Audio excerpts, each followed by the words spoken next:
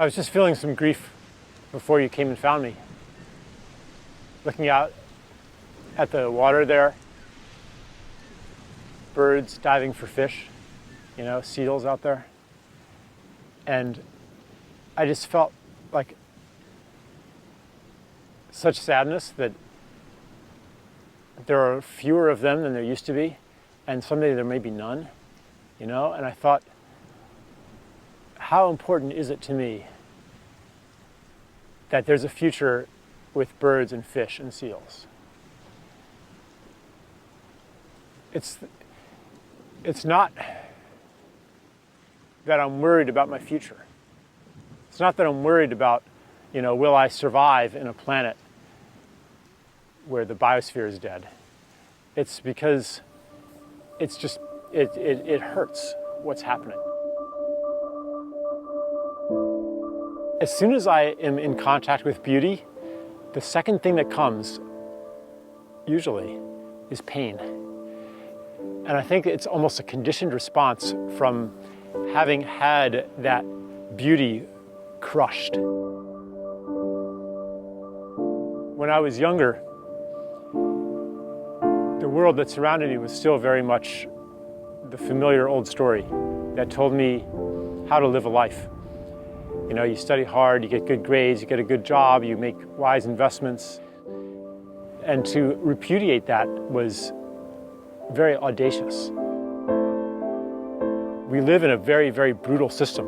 Not only brutal toward those that we can easily see as victims, but equally brutal toward the perpetrators.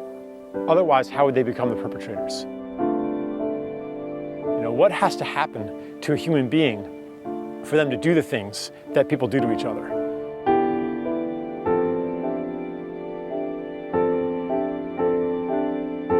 A lot of people look at the state of the planet with despair, because the truth has been out there for decades now about what we're doing to the biosphere and what's going to happen if we keep doing it. And it looks like the surveillance state and the military-industrial complex and the concentration of media and all that stuff is just, stronger than ever. I think what's happening is that underneath the surface, the ideological core of our civilization is hollowing out. The elites no longer believe their own ideology. They're just going through the motions. Everyone participates, but nobody believes.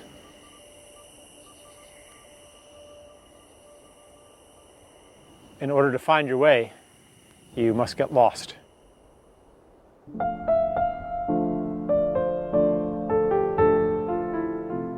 There's a vast territory between what we're trying to leave behind and where we want to go. And we don't have any maps for that territory. People are always talking about how do we create a movement? How do we turn our organization? How do we transition it from an organization to a movement? This is not something that one can do.